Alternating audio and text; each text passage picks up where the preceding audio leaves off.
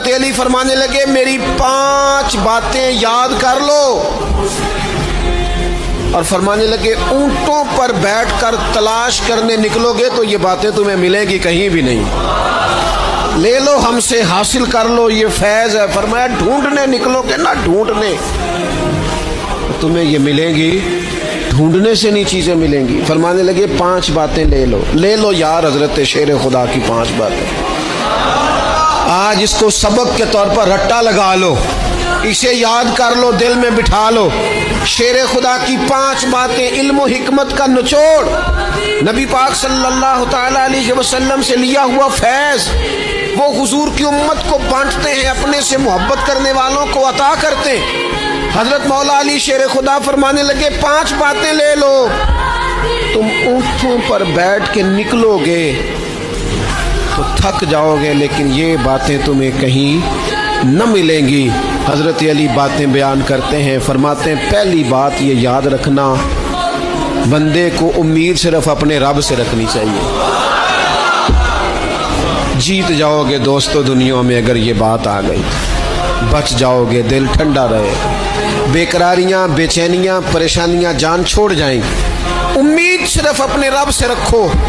حضرت مولا علی شیر خدا رضی اللہ تعالیٰ عنہ دوسری بات بیان کرتے ہیں، فرماتے ہیں اپنے گناہوں سے ڈرا کرو۔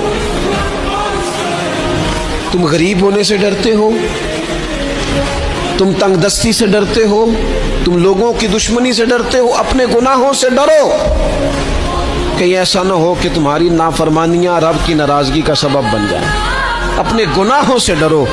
اور تیسرا مولا علی شیر خدا رضی اللہ تعالیٰ عنہ فرماتے ہیں اگر تم جاہل ہو نا، تمہیں پتہ نہیں، تو علم کے بارے میں سوال کرنے سے کبھی نہ شرمانا، پوچھ لینا فائدہ ہوگا، کسی سے بات کر لینا فائدہ ہوگا، کسی سے سیکھ لینا نفع ہو جائے گا، کسی کو مان لینا اپنا استاد، زندگی بھر سمجھدار ہو جاؤ گے، فیض یاب ہو جاؤ گے۔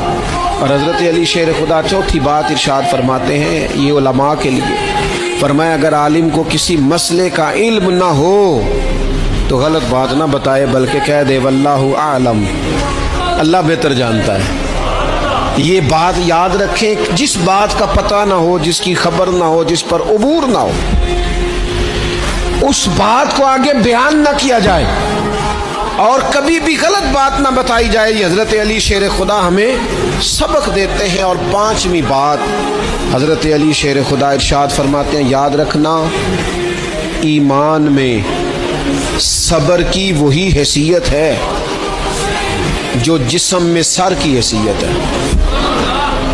اپنی زندگی صبر کے ساتھ گزارنا، زندگی میں کبھی بے صبرے نہ ہونا، حوصلہ نہ چھوڑ جانا۔